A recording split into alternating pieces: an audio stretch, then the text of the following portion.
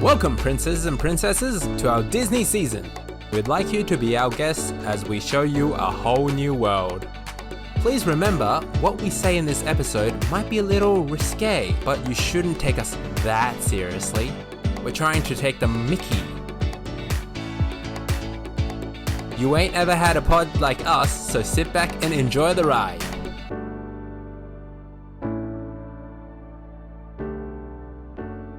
Welcome to World Domination. Prince Jimmy, happy is he, Alibaba. I'm the Kini in the lamp. And I'm Jamar. Jamar.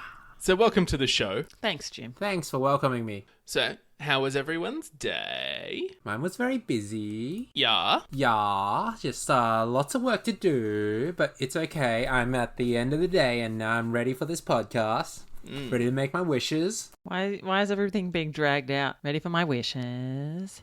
Ready Had for a very my long wishes. day. Like it's a Yes. question, It's a and I'm a question. valley That's a girl. question. I'm a valley girl. Oh, I was just about to say valley girl too. So before we get started, I did have a piece of follow-up and also kind of a listener review.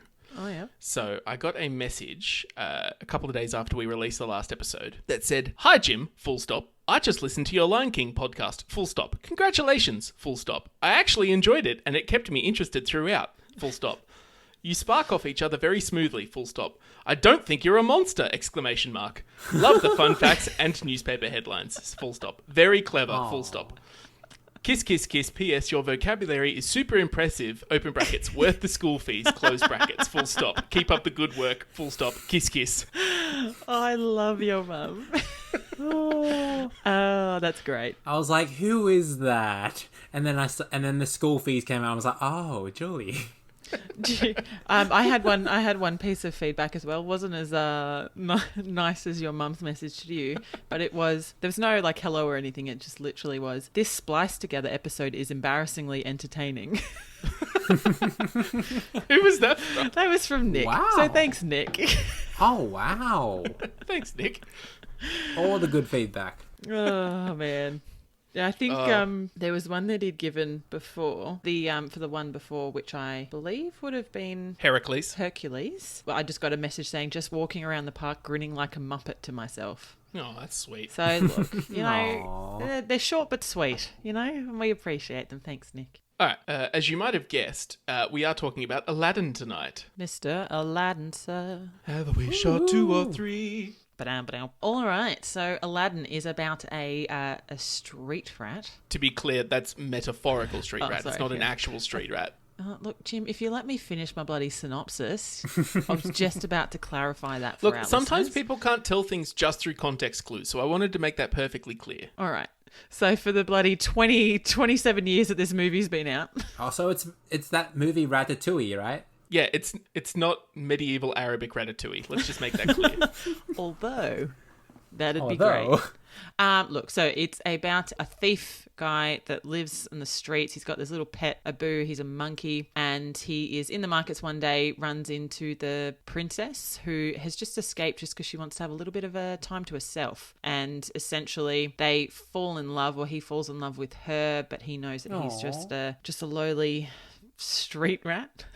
Metaphorically, but at the time there is because there's a ruling that so she is the daughter of the Sultan, that by her birthday she needs to be married, which is in like 3 days' time. So all of this takes place in like 3 days, and it's like, all right. So there's a bunch of different princes coming around.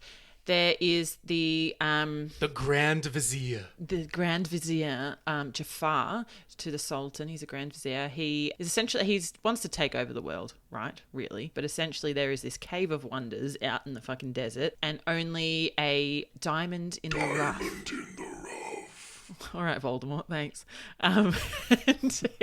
So only a diamond in the rough can go into the Cave of Wonders, and all they can do is take the lamp out. There's a genie inside of it. Hilarity ensues, and Aladdin gets trapped in this Cave of Wonders, and the genie is his rather than Jafar's. He then becomes a prince as one of his wishes so that Jasmine will fall in love with him. And it's just a whole bunch of crap that just goes on, I guess, or stuff. Jafar is shit, right? And he just tries to take over the world, figures out that Aladdin has the lamp and figures out who he is, so he tries to steal the lamp off him. He does in the end, and then Aladdin tricks him by making him wish that he was a genie because they're all powerful, and therefore, once he becomes a genie, he's like, oh, look how great I am, and then, oh, boom, he gets cuffs on himself because, what is it, all the power in the world, but itty-bitty living space.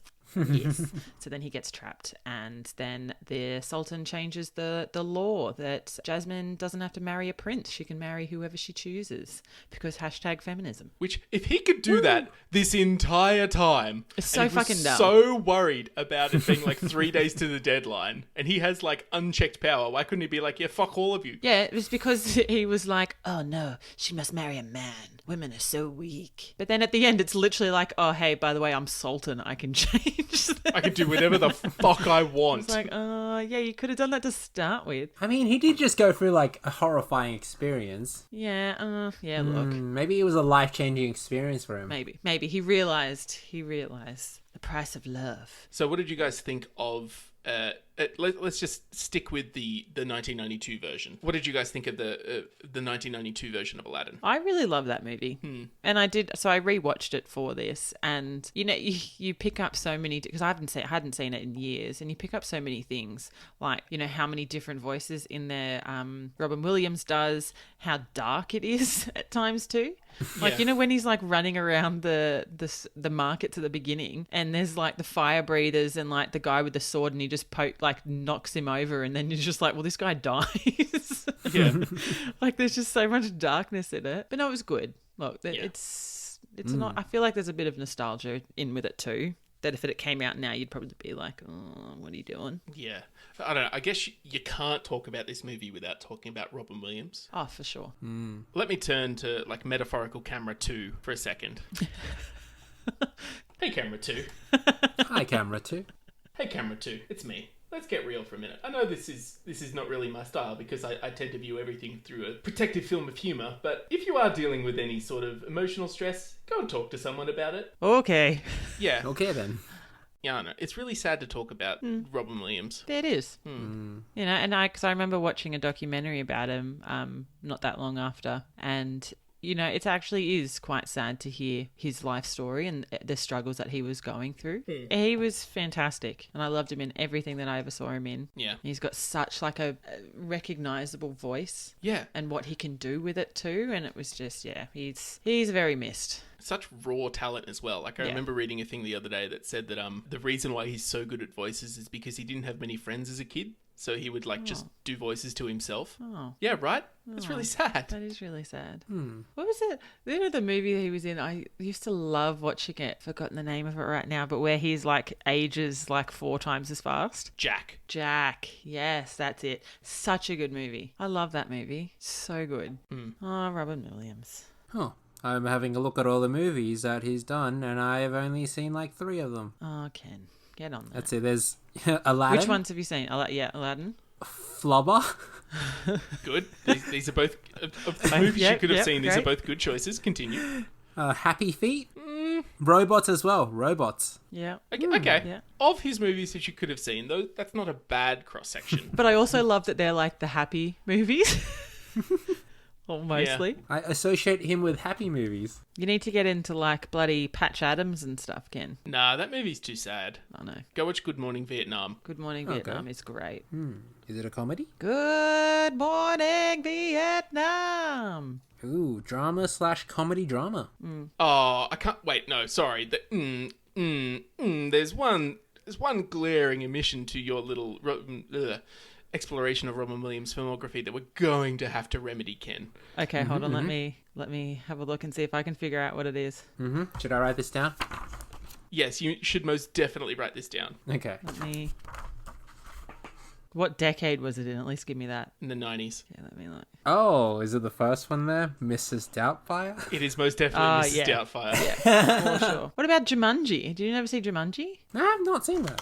I think if it was a choice between getting Ken to watch Mrs. Doubtfire or Jumanji, no. Yeah, for sure. But I was just scrolling through his movies and I was like, how have you not seen? Yeah, no, I haven't seen Jumanji either. Is that the one about a video game? No, that's the new one. Oh, that's the new one. Okay. The old one's different. Well, it's the same premise essentially, but it's a board game. Yeah. Oh, okay. Yeah. Oh, I should rewatch Flubber. Flubber's great. You know how he got his big break? I have no idea. He got his big break on a show called Mork and Mindy. It's a spin-off from Happy Days, but it's about an alien called Mork from the planet Ork. And supposedly when he auditioned for this show, the producer of the show said that he had like so many people audition for the show, but Robin Williams was the obvious choice. Like everyone else came in and just did like a normal audition. Robin Williams came in, sat down on the chair and then went, no, and then sat on the chair but on his head. And did the entire audition upside down. Oh, wow. And the guy said, there are a lot of people interviewed for this job, but only one alien auditioned. Ah, yeah, that's cool. Aww. That's cool. And yeah, supposedly he used to ad-lib so much shit on that show that the writers of the show just gave up writing him lines and just wrote, Mork does whatever the hell he wants. Yeah. I wish my job let me do that. Yeah, me too. All right, we should get back on track. We should. What did you guys think of Jafar's plan? Look, I think it wasn't a terrible plan. I just think he stuffed up at the end. Yeah. Yeah, I think his plan was actually quite excellent. Yeah, and like I get that like in the heat of the moment that he did a dumb thing, but up until then I thought his plan was pretty good. And I think, should we talk about the remake a little bit? Yeah. I think they do a good job in the remake of making him like a better character. Like I think in the original he was a bit of a one-note, maybe a two-note villain, but like in the remake they really do a good job of like fleshing out why he's so interested in this. Yeah. In power and, you know, like how hard he's had to work, and I don't know, I just thought they did a better job of it than the original. Yeah, and I think as well, even from when the Sultan would be like, know your place and things like that, like you could kind of see that, yeah, hey, look, if I was being told like every single day that I had an idea being like, know your place, I'd be pretty pissed off too. You should go back in time like maybe 30 years. Oh. I'll smash that glass ceiling, Jim. You know Yeah. I will. No, but I completely agree. I think that they did a really good job in that. And the new one, I actually didn't mind it. Look, there was definitely some times where I was like, what the fuck's going on? Like when Jasmine had her bloody own song at the end. And then like that was people really cool. started disappearing, and then like she did her power speech, and I was just like, what the fuck's happening? Yeah, they do a better job of not making Jasmine just like an object in the remake. Yeah. She's a character that has agency. Yeah, definitely. It was I enjoyed it, and I think as well. Is this spoilers? I mean, it only came out last year. Do people really care? No, just go for it. It's a remake of a movie from 1992 with like minor changes to the plot. Like, just go for it. Yeah. So the main change that was in there that I actually really quite liked was that, you know, it starts off on a boat and it's Will Smith, and you're like, oh, you know, you just think similar to Robin Williams, that like he's just there playing multiple characters or whatever. Yeah. But the story in it is that it's actually him telling a story to his children on this boat. And at the end, when the genie is freed, he's actually in the movie as well. He falls in love with Jasmine's handmaid Dahlia. Yeah. And so once he's freed, he turns human essentially, and then goes off and sails the world with Dahlia, and they have children, and he lives a happy life. So I really liked that, in that it gave him a storyline too, as opposed to just being like, oh, I've been locked away for 10,000 years and now I'm going on a holiday dressed as Goofy. Yeah. And like, I think this movie did a lot of good things with the trade-offs of going from an animated movie to a live action movie. Yeah. Like, the animated movie has so many like animation gags that you can't really do in a live action movie. If you watch the part of the movie where the Friend Like Me song plays, there's like 100 different like animation gags that would be really hard to pull off in a live action movie because it doesn't really translate quite as well. Like, my favorite one is where Genie is singing and his backup singers are his hands painted to look like a face. Yeah. Like, that's amazing. That's a great gag. Yeah. Wouldn't really work in a live action movie. Yes. Yeah. No, I think they did really well though. I think what they did good was that it was a different enough movie that it was like watching something new, but still gave you enough nostalgia. And and that you know, it did keep to the original enough that for me it was good. Yeah. Yeah. And also the romance between Genie and whatever the handmaid's name is. Dahlia. Yeah, that's the best part of that movie. Oh, just the part where she like completely like freaks out when he asks her on a date. Oh, and she's like, oh no, Jasmine's not going to like these. And it's like, oh, these flowers are actually from me to you. And Jasmine's like, you go, girl. It was so nice. But I think as well, even down to, because I know in all of our previous episodes we've been talking about people needing more middle management. I actually also liked that when Jafar actually takes Aladdin to the Cave of Wonders, that he's got a bunch of henchmen that are doing all the work and they're just sitting at the top, like on the cliff or the sand dune. And I was just like, yeah, this you're doing it right. You're doing it right. Jafar has his middle management sorted out. Yeah, he did well. He's got a recruitment officer that finds the prospective diamonds in the rough for him. Yep. He's got an enforcement officer who does all of his prisoner bidding. He's got it all figured out. He does. He does. And the only thing was that one guy at the end, what was his name? Hakeem, that really screwed him over. Yeah. when he paid attention to Jasmine's power feminism speech. Yeah. So what would you rate Jafar's plan? I guess, do we need to quickly outline exactly what the plan is, or have we done that enough? I think we can outline that the plan is Jafar wants to be the Sultan. He wants to be all-powerful in this universe because they explain this better in the second movie. Oh, Ken's gone. Although I will say this, that I do love Abu, and I think they did a really good job in the live action of keeping Abu, Raja and the magic carpet. Yeah, I get why they didn't do it, but it would have been cool to have a live action monkey as well. Oh yeah. But yeah, that would have been too hard and meant too much training. Oh yeah, for sure. And I think it still was pretty good though. Yeah. But because I remember watching the original being this is bloody dope, and how I was like, Abu is my spirit animal. He's great. When he sees the ruby and he's like, oh, sweet Jesus. Yeah. Oh, God, the ruby. And I actually think even in the original, they did really well with the magic carpet. Yeah.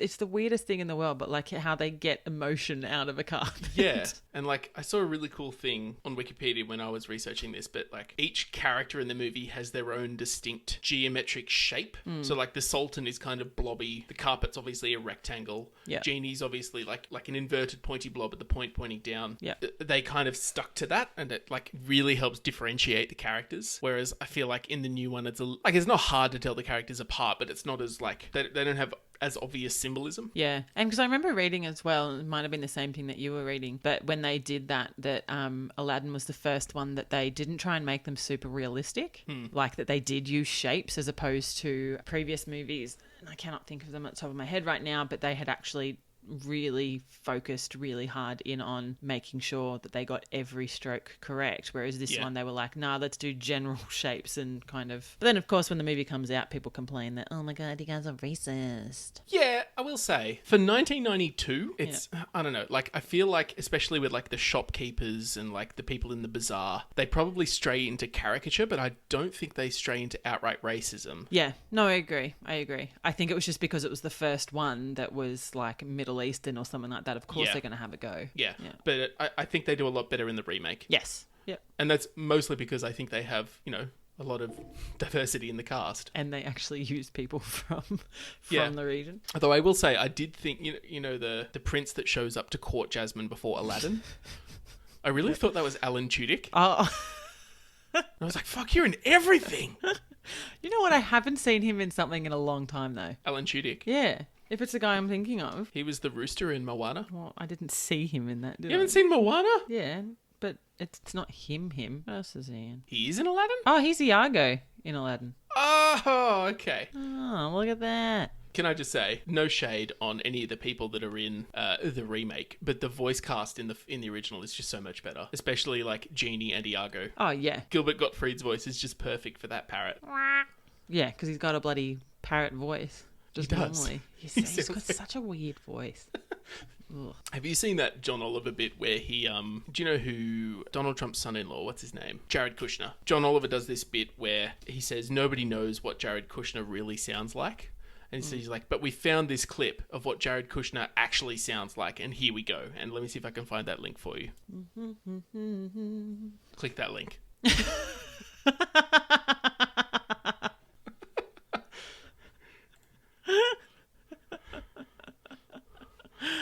Oh, fuck.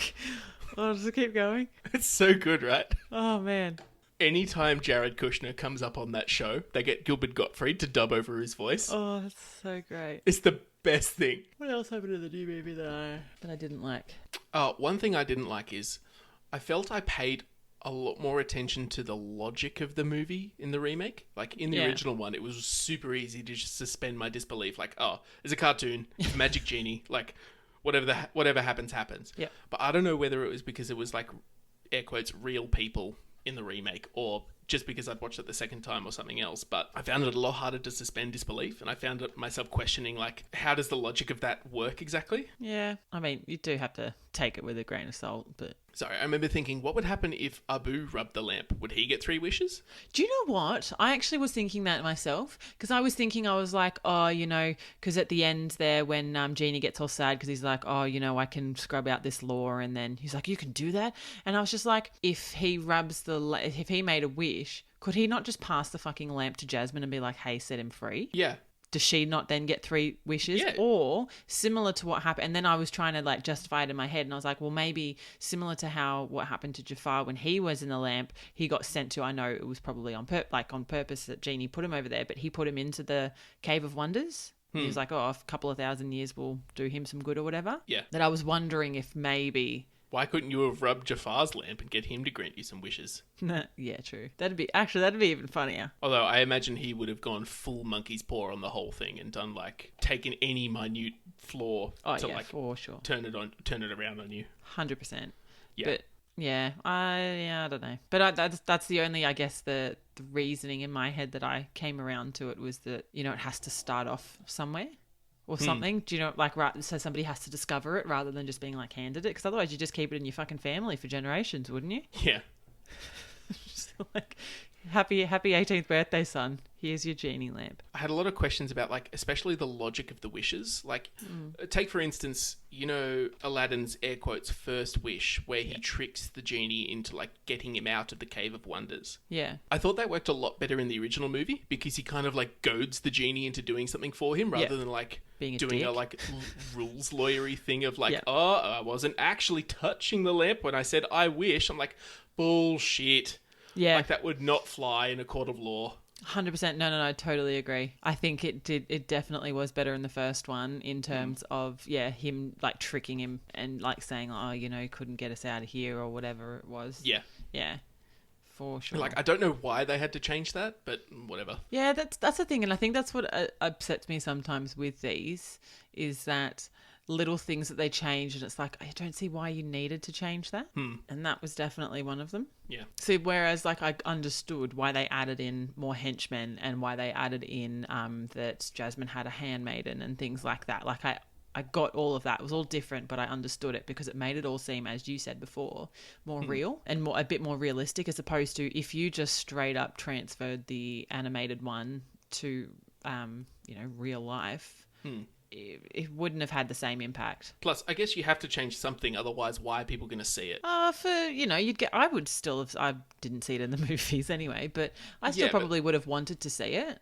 In terms of just seeing how they did it. If you want to get people to go see it at the movies, you have to make people think that there's something different about it, that they should spend their hard-earned $17 plus popcorn money on a ticket. Yeah, true. They could have probably gotten away with that by just making Jasmine a better character in the way that they did. I mean, but it was also Will Smith like shirtless for most of it, so yeah, and like I don't envy Will Smith for having to take that role on. Why? Like, Robin Williams looms so large over that character that, like, it would have been hard for anyone to say yes to doing that. Well, because I remember reading a bunch of, like, interviews and articles and stuff, and he was, like, nervous as shit himself. Oh, yeah, and I would be. And wasn't sure that he wanted to take it on, but, you know, given how Robin, you know, made that role his own. And I remember reading as well that there was a lot of talk around why Robin wasn't in the second one. And they like replaced him, and people were saying it was some dispute over money. But I found an article, and it was actually that he had done a lot of work on the first one, and I think he was one of the first A-list celebrities to start using their voice for like an animated film. And after that, obviously, there's like everybody's doing it. But he was saying that, you know, he didn't want to use his voice for anything else, and it was just for that movie. He didn't really want to do anything. But what he started finding out was that they started taking clips of his voice or from from other little ad-lib things that he did here and there that they were using his voice without his permission as the genie to upsell the movie and to upsell, merchandise and things like that, which is why he had that falling out with Disney. Yeah. Like, he had a strict stipulation in his contract that he would work for what's called scale. And scale is basically the lowest amount of money that they can possibly pay you under the union regulations. And his stipulation was, you pay me scale, but you are not allowed to use my voice for anything. Yeah. That's why you can't get his songs from the soundtrack on Spotify. That's why Genie never appears in any, like, promotional material, like, that plays at Disney World. Yeah. That's why there are no toys of Genie that play Robin Williams' voice. But I see that's the thing. Like, I get it, but it's just also like he's so bloody great. Like, you just want it. Another throwback to our Shrek episode. It basically took the firing of the guy who went on to create Shrek from Disney to get Robin Williams to come back to do Flubber, because he was so pissed off with them he didn't want anything to do with them. And, like, I get the sense that, like, as fun as he was, Robin Williams could really hold a grudge. Oh, yeah. Like, if you look through his, like, bio page, like, there's so many things that, like, somebody did this and he refused to, like, never work for them again. Like, how great would it be to be able to do that, though, eh? To be that bloody powerful and important that you just be like, nah, both middle fingers up, just like, fuck you! Fuck you! That'd be great. Oh, he's back! Oh, that was terrible. I'm sorry about that. Welcome back, Ken. Thank you. All right, so, sorry, Ken, what did you have to say about Jafar's plan? I don't think we haven't really, I think we started talking about the plan and then it cut out, but I don't think we got to any of, like, the ratings or anything either. Oh, okay. All right, so why don't we, like, Jafar's plan is fairly simple. So he wants to be all-powerful. Mm-hmm. He wants the lamp so that he can wish himself all-powerful. Yeah. That's foiled. Somebody else gets the lamp, makes the wishes instead of him. Subterfuge. He gets the lamp. It's his turn to make the wishes. He first wishes to be made Sultan, then he wishes to be made the most powerful sorcerer in existence, and then his third wish, which is his downfall, is to be... In the original, he wishes to be made a genie. In the remake, he wishes to be made the most powerful being in existence. Which is a genie. Oh. Well, that's the thing. The genie kind of, like, monkey paws him, and, like, there's a lot of grey area in that wish, and so makes him a genie. Yeah, actually, no, you're true. That's right. But I think the difference in the original compared to the new one is that when that happens, the genie doesn't really understand in the original, the genie doesn't really get what Aladdin's going for. And he's like, what are you doing? What are you doing? Why you want him to be a genie? And then he gets it. He's like, leave me the fuck out of this, man. Like, I don't want anything to do with this dude. He's fucking crazy. And then, but in the remake, he, like, gives him a wink and he's like, oh, okay, cool. He gets it straight away, which was cool. I think they were just a little bit more in sync with each other. Yeah. Yeah. I mean, they did just have a fight, so it makes sense. But yeah, so what would you guys rate him? Ooh. I'd give him an 8. Ooh. Oh. Yeah, he's pretty high up in terms of, like, his original plan was based on getting the lamp. I think he's playing it safe to gain power, because if he has that magical powers of the wish-granting lamp and the genie, then everything would be super easy for him. And as soon as that fell apart, he made use of, like, what resources he had at the time and basically tried to hypnotize the Sultan and try and gain power through marrying the princess. Yeah. And do you know what? I don't quite understand that whole with his staff and everything. Like how, like, was he already a sorcerer? Like, Yes, Yes, he's already he's a sorcerer. already a sorcerer. but do you know what? Like, why didn't he use that power more beforehand? Exactly. I think they did a fairly good job in the original movie of showing that the power of his staff has limits. Like, there's a couple of scenes where he tries to mind control the Sultan and it doesn't work. Yeah, true. Back to our hypnotism episode, it's hard to hypnotize people to do things they really don't want to do. Yeah. And, like, I felt they did a better job in the original of showing that, like, before he gets the lamp, he's not all powerful. Like, there are limits to his power. Yeah. Yeah. As opposed to, in the new one, it was a little bit more like, I do what I want. yeah. What was it? Yeah, in the new one, he was trying to get him to bloody start a war. Yeah. I was just like, mate, just chill the fuck out. Yeah. It seems very petty. He's trying to get him to start a war against his, like, dead wife's country. I don't understand. All right, what do you rate him, Emma? I actually think that he did all right. I think he just got a little bit cocky at the end. And I feel like there was a lot of... I have to give him some props for how long it bloody would have taken him to find those two pieces to bloody open up the Cave of Wonders. So I'm going to give him an 8 as well. Okay. Woo! Yeah, I also give him an 8. Just like, especially in the remake, he's mostly undone in the heat of the moment through like a technicality. Yeah. Like up until then, really good villain. Mm-hmm. Well done, Jafar. Ooh, good work, Jafar. You've did gone all right. Jafar. Do you know another random question I was thinking when I watched both of them? When he grabs Iago when he's going into the lamp. That's so mean. No, yeah. But also, is Iago just going to die in like 50 years? Or like, do you think it will like keep him alive there? Like, I don't... Funnily enough, that's how the second movie begins. Oh. The sequel to Aladdin begins with Iago escaping from that lamp. Ah, okay, cool.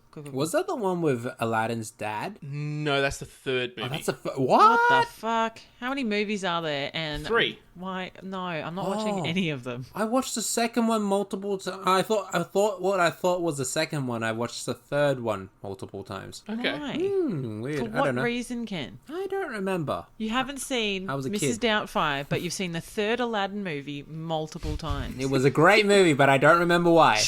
Funnily enough, the second Aladdin movie doesn't have Robin Williams as the voice. It's got Dan Castellaneta, who's the voice of Homer from The Simpsons. Yeah. What? Yeah, right? Yeah. If you guys scroll down in the show notes document, there's a link for Dan Castellaneta as the genie. If you click on that, it'll give you a sense of what he sounds like. Imagine Homer Simpson doing an impression of Robin Williams, and you're like 90% of the way there. Give me a second. Give that a listen.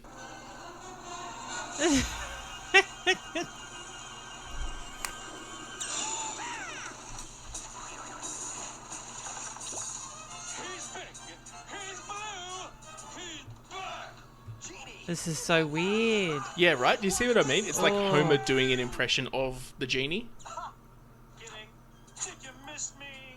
Oh my god. But yeah, I think that goes back to what we were saying before, Jim, around why Robin Williams didn't agree to do the second one. But funnily enough, Robin Williams does do the voice in the third one. Does he? Yeah. Wow. Maybe that's why I thought the third one is the second one. Yeah. Yeah, true. Yeah, the third one was made after Jeffrey Katzenberg was fired from Disney. And that was basically the thing that they were like, Robin Williams, please come back. The bad man is gone. You go now. Like legit, that video didn't even sound real. No, it sounds so weird, right? Oh, it sounds like... Oh, remember those old cartoons back in the day when things didn't sync up properly? It sounded like those. Yeah. The crickets have started again, Ken. Ah, hello. Welcome back, friend. Yes, what? Whose are they? They're Ken's. They're mine. Oh, Ken. Yeah, they're the fourth host of this podcast.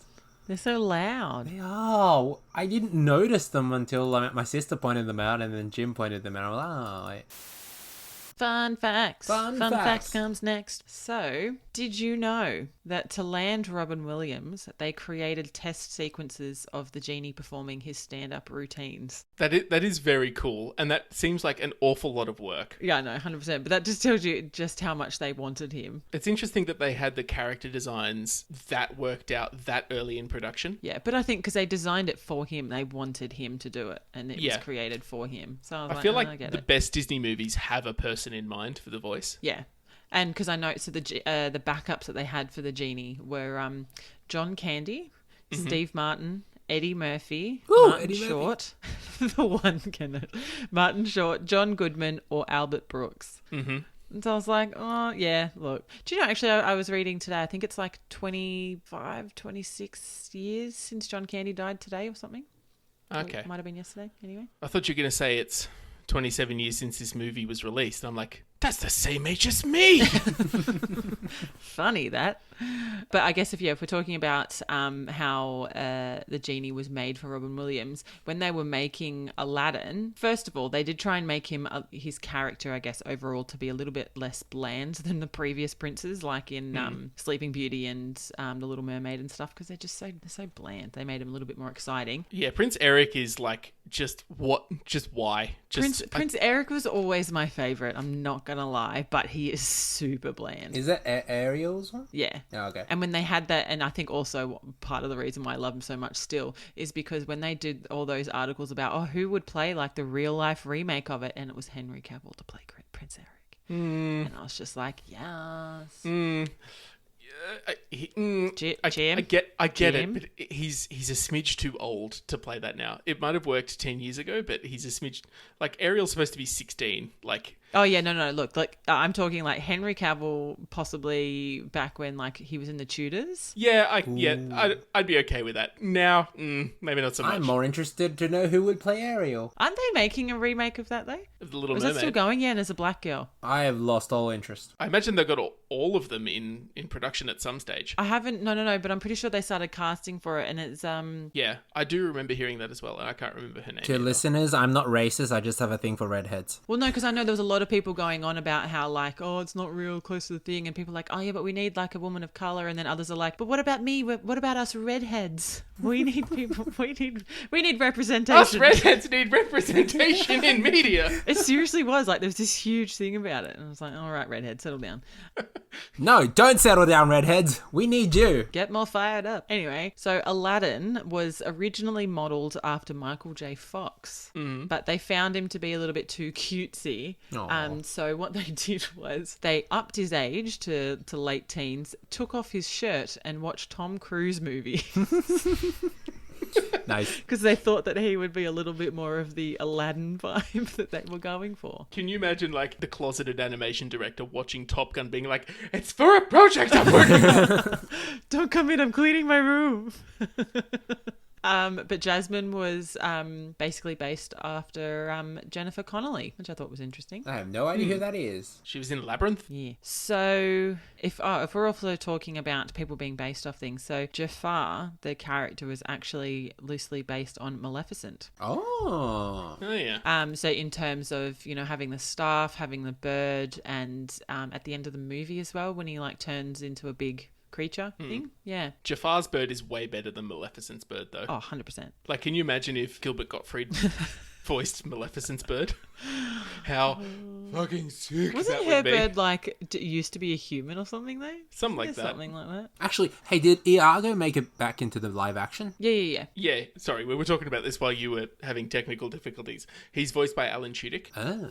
Speaking of Iago, for the original one, it was first offered to Danny DeVito and Joe Pesci. Yes. Our mate, bloody Danny DeVito, didn't want to be part of any of those bloody Disney movies, did he? They didn't get him at a pasta lunch. They should have Exactly. found him at a pasta lunch.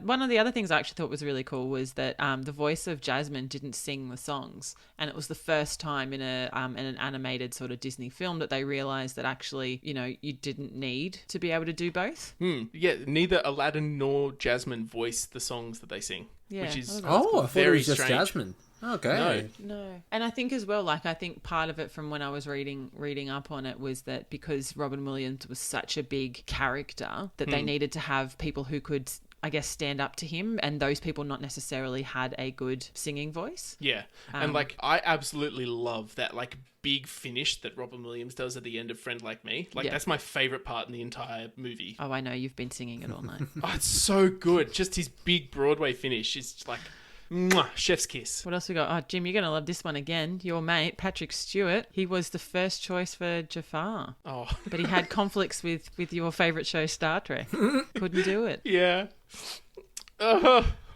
We missed out on so much. Imagine that one. We Who was he lost so supposed to be much. in the last one? There was something else in Lion King, wasn't there? Or Hercules? I feel like he's Yeah. been offered something and everything. And He's been offered a lot of Disney shit, and he's just like, oh no, I'm busy.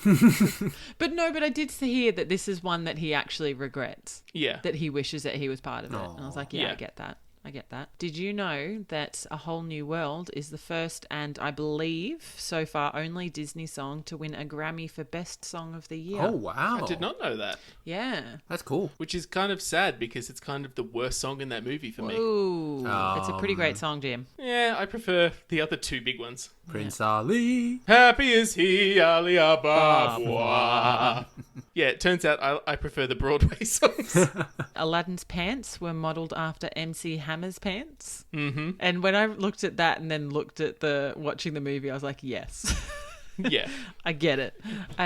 You can't unread that. Yeah, no. That's definitely correct. Another interesting one is that Abu is voiced by the same guy who voiced the monkey in Raiders of the Lost Ark. Okay. So this guy's got a niche for monkeys. Does he have any other monkey credits? Is he like that hyena expert in from Lion King? And my last one, which actually I found really interesting and I did pay attention to this, was the hat that Al wears when he's Prince Ali. Every time that he lied, the feather fell forward. Oh, that's interesting. I didn't notice that. Yeah. Oh. So in the white, like, poofy hat that he had with the emerald or whatever it is, with the feather coming out of it, every time that he lied. Yeah, it went in front of his face, right? Oh, wow. That's really cool. I didn't even notice that. I noticed it, but I didn't make a connection at all. Yeah. Now that you're like, oh, it's so obvious now that you pointed out. Yeah, and I thought that was really a really cool fun fact. And that's one of the really cool things you can do with like animation. Like, it's really easy to do that, and it's really easy to like put in these little subtle things. Yeah, but those are Emma's fun facts. Fun facts with Emma. Fun facts with Emma. You're welcome, friend. Woo! I've got a couple for you. So, Jimmy's first fun fact. So, because Robin Williams ad-libbed so much of his lines for the movie, the script was rejected from a nomination for Best Adapted Screenplay. Oh, that sucks. I'm sorry, screenwriter. Yeah, poor screenwriter. They had to be like, just like throw his hands up in the air. He's like, I give up! I give up! Yeah, but then he'd also be like, oh man, that's so much better than what I wrote. Yeah, they got him to improv so much stuff. Like, you know the scene at the beginning with the peddler where he's like talking about like all of the like fun things that he has for sale. Yeah. Supposedly that was all improv. Like, they had a bunch of things under a sheet and Robin Williams had to describe them just by touch. Yep. Ooh, oh, really? Oh, I actually read that fun fact and I didn't realize that was how they did it. Yeah. It just goes to show how much talent he had, because if I was told to do that, I'd be freaking rubbish. Yeah, and like also going on to that like raw talent that he had. Robin Williams' voice acting was done concurrently with the filming of Schindler's List. Yeah. Oh, wow. Yeah, and apparently Steven Spielberg would call Robin Williams from the set of Schindler's List because I imagine it must have been super depressing to film that. And he would just get Robin Williams to tell the cast jokes to like bring their spirits up. Aww. Yeah, I can imagine filming something like that would be bloody terrible. Brutal. Yeah. Okay, and then the last thing I wanted to talk about is just kind of, so the story of Aladdin is it's kind of loosely based on a story from like Middle East folklore. So weirdly, you know how in the movie how they talk about how when Genie comes out of the lamp and does the friend like me, how he says I can't remember her name, but the person had 1,000 tales. Yep. There's a book called 1001 Arabian Nights, which is the translated version is where this story comes from. Yeah. So this story wasn't in the original Arabic version, but when a French guy translated it, he added in this story about Aladdin and the magic lamp. Ooh. What, just for shits and giggles? No, it wasn't part of the original 1001 Nights. Anyway, so the original story of Aladdin is set in China, not the Arab world, for some reason. But the original story, the plot basically sounds like the worst like New York sitcom that you can imagine. And hear me out on this one. Yeah. So, in the original story, there's not one, but there's two genies. So Aladdin gets sent down into the Cave of Wonders to find the genie with a magic ring. When he gets trapped in the cave, he like rubs his hand together to like warm himself up, I guess. And a genie comes out of the ring. And this genie's like, ew, what the fuck you want, man? And he's like, I want out of this cave. And he's like, yeah, and takes him to the lamp. What? Yeah, right? And so it gets them out of the cave. Basically, in the original story, Jafar is split into two characters. So there's the sorcerer that takes Aladdin to the Cave of Wonders to fetch the lamp out. And then there's also the vizier who is kind of scheming to get his son to marry the princess, not himself. Oh, okay. Less creepy. Yeah. So in the story, the sorcerer tricks Jasmine to give him the lamp by posing as a lamp replacer. So it's like he comes to the door, it's like, hey, I'm from the Addis Ababa Cultural Renewal Association. I'm here to replace your old lamp with a new one. And Jasmine's like, yeah, sure, I'll throw away this old lamp and get a new one. And that's how he gets it in the original story. Wow. Anyway, Aladdin and Jasmine go to the sorcerer's palace to get the lamp back. And apparently Jasmine uses her, air quotes, feminine wiles to distract the does. sorcerer while Aladdin steals the lamp and kills him. Oh. And here's the part that makes it a terrible New York sitcom. After the sorcerer dies, it turns out he has an even more powerful sorcerer brother. Oh my god. Oh my god, seriously? Fucking hell. And what, he then comes to bloody avenge his bloody brother's Is this death? a story or a D&D campaign? And the genie's like, yeah, man, you might want to watch out for this guy, eh? Oh my god. And then Aladdin kills the sorcerer's brother. The end. No, not the brother. But we're going to play a little game here. Oh, here we go. Jasmine is not the original name of the princess in the original story. So I'm going to list some Disney princesses, and I'm going to insert in the name of the original name of Jasmine, and you see if you can tell me which one you think is not the real name. All right, you ready? Yep. Princess Cinderella, Princess Aurora, Princess Ariel, Princess Bedroulbadour, Princess Rapunzel. Can you say the second one again? I'm gonna go, what is it, fucking Bedroulbadour? Bedroulbadour. Oh my gosh. What? Oh god, that's great. Does that name mean something nicer in the original language? I have no idea, but I can see why they changed it. Yes. Oh man, that's great. Oh, Bedroulbadour. I nearly didn't pick it. That really goes into your bloody D&D campaign. I can really feel that one. Oh, Bedroulbadour. New character idea. Princess Bedroulbadour. Bedroulbadour. Can you imagine if you're like going up to, like, if you're like a prospective prince going up to possibly meet the beautiful princess? I'm just imagining if you're like, I'm here to marry your princess, your daughter, Princess Bedroulbadour, and like just expect like one of the ugly stepsisters, like this dude with a moustache just appears. Yeah. All right, should we move on to our plans? Yes, let's do it. All right, so with my plan, I struggled for a little bit to figure out whether I wanted to do, because he had the staff at the beginning, whether he used that a bit more or if he just used his wishes wrong. And then in the end, I thought, you know what, it'd be better and I could do more damage, I guess, if I just reused his wishes. So pretty much, look, as we discussed before, I think he did a pretty good job up until his wishes. So essentially what I would, if I was him, if I was Jafar, for wish number 1, you want to be king of the world rather than just sultan. You want to go all out. Like, I know, right? He set his bar really low. He I just want to be really sultan did. of this small, like, derelict market village. Like, no, fucking go all out. King of the world and, like, / world dominance. You're already done with step 1, but let's go further. Wish number 2 is to be able to control all matter and living things. So you're pretty much the bloody most powerful being in the universe without being a genie. So there you go. You're pretty much already done. And, you could, with all matter, you can bloody go up to the universe, have a bit of a play around with space or whatever you wanted to do. And you got a free wish. So you can do whatever the fuck you want with that, If it was Ken, maybe you could make Catgirls a real thing. Whoa. That's an opportunity. You've got a spare wish there. 10 years down the track, you'd be like, you know what? I really want some Catgirls. Very good point. I really feel like we're painting Ken into a bit of a niche corner. Yeah, guys, how could you? No, but Ken, they could be red. You could have like just this like harem of bloody red-headed Catgirls. Interesting. You had him at redhead. Yes, basically. How did you know?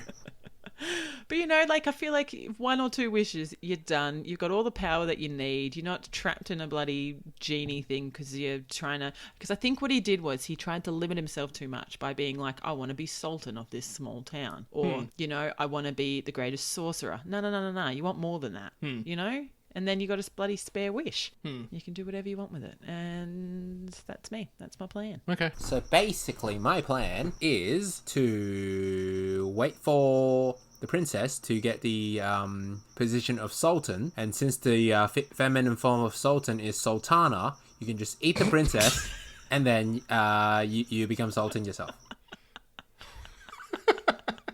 Is that really the feminine form of sultan? Yes, it is. No, but okay. No, let's go to my actual plan. I was going to say, if that was your actual plan, I had so many questions. No questions until the end. So what, as soon as she gets crowned sultan, she just like starts morphing into a sultana? This is why women are never sultan. I get it now. Oh. So my actual plan is... Okay, so his original plan of getting the lamp and then using that as a safe measure of becoming Sultan is a great idea, honestly. But, since the whole cave basically collapsed with your diamond in the rough and the lamp stuck in there already, hey, you might as well give up on that. Afterwards, he already did some damage control. He went in and started hypnotizing the king, hypnotizing the Sultan. And in the scene before, you saw him manage to get a diamond ring from the Sultan, and that was the Sultan's dead wife's jewelry. So it's like if you manage to get that, you can get other things from him. Sultan is just someone with power and wealth, without someone on top ruling over them as well. So if you just take his wealth slowly, bit by bit, you'd be able to gain that wealth. And Jafar was basically running the town. All the town's guards were listening to him. He was running the place while the Sultan himself wasn't really doing much. So I think he could already become Sultan just by doing that. And that is my realistic plan. Okay, it's not a bad one. All right. So, for my plan, similar to Emma, I spend a lot of time looking into what Jafar should have wished for. Yep. And a couple honourable mentions that I'd like to point out just before I get into what my wish would have been. So, when I Googled what people would have wished for if they had a genie in the lamp, one of the top Google links was to a top 10 page where people vote for what their wishes would be. And most of them were power or money or whatever. But number 10 was literally kill Justin Bieber. Oh my god. Oh, poor Justin Bieber. I know. Good God. Second honourable mention goes to the Saturday morning breakfast cereal comic about the mathematician meeting the genie, where he wishes for all wishes to be considered separately, then wishes that all wishes be calculated in absolute value, and then wishes for 1,000 fewer wishes. Yes. I still don't get that. It's a mathematical way of getting 1,000 wishes. Yeah, and technically not wishing for more wishes. Yeah. Whatever. So good. Nerds. And then third honourable mention goes to another comic where Genie offers one wish to two friends, and one of the friends asks for the Genie to grant taste buds in his friend's asshole. Fuck, that'd be so bad. Oh, why would you do that? It sounds like something Damien would do, eh? Oh, I wish he had taste buds in his asshole. oh my god. Sorry, Damien. But the way that I would change Jafar's plan is really simple. When it comes to his third wish, when Aladdin is trying to goad him into wishing himself to be a genie, the obvious answer is simple. You wish for there to be no more genies. Wait, what? Aladdin successfully goads Jafar into wishing himself to be a genie. Yeah. By saying that he's always going to be second most powerful because the genie is still more powerful than him. So his third wish needs to be wish for no more genies. That way, there's no one more powerful than him. Yeah, look, that makes sense. But then I guess you're kind of playing with the thought of if he did that, would everything... Would all of his powers go away as well? Yeah. There's probably a way you could word that where you're just I wish genies couldn't grant any more wishes or something like that. Or, yeah, from now that their powers cease or something like that. Yeah, look, it makes sense. Or another Saturday morning breakfast cereal webcomic is that you wish for the next guy, whatever he wishes for, he just gets a pack of raisins instead. Guess where Ken got his Sultana land from? All right. Interesting. Wait, let me think about this. Well, I don't know, Ken. Do you want possible cat girls? Or do you want no more genies? Whoa! You shouldn't try to convince me like that, but I'm pretty much convinced. Jim, how are you going to sell your plan to me? All shall kneel before me and despair. I'm sorry, Jim. All right, are we ready? 1, 2, 3. Emma. Jim. Emma. Yay! Yay! It was the cat girl.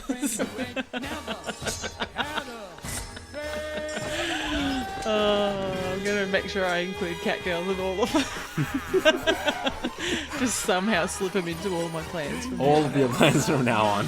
Thanks, friends. Woohoo! I'm Woo, done. congratulations. I was feeling a bit down that I haven't won one in a while, so I think I needed this. This is good. So what's your headline, Emma? The headline is Sparing Use of Wishes Leaves Jafar with a Birdie. Hell yeah. Hell Well yeah. done. Golf joke, bitches. Nice. What's his name would be proud, maybe. I don't know. Who? I can't remember his name.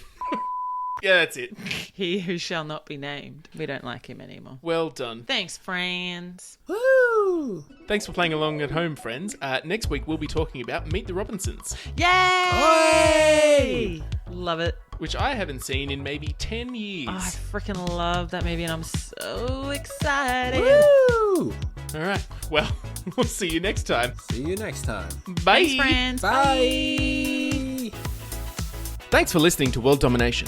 You can find links to all the things we talked about, our other episodes, our social media handles, and our contact information at anchor.fm/worlddomination. If you want to tell us something, feel free to get in touch. And remember, if you like the show, make sure to tell your mum about it.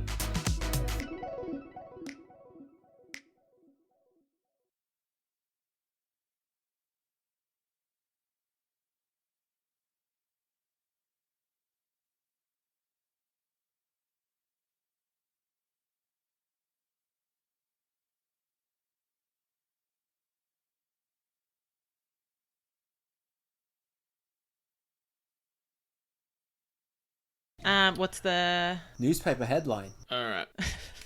All I could think of was fucking cat girl.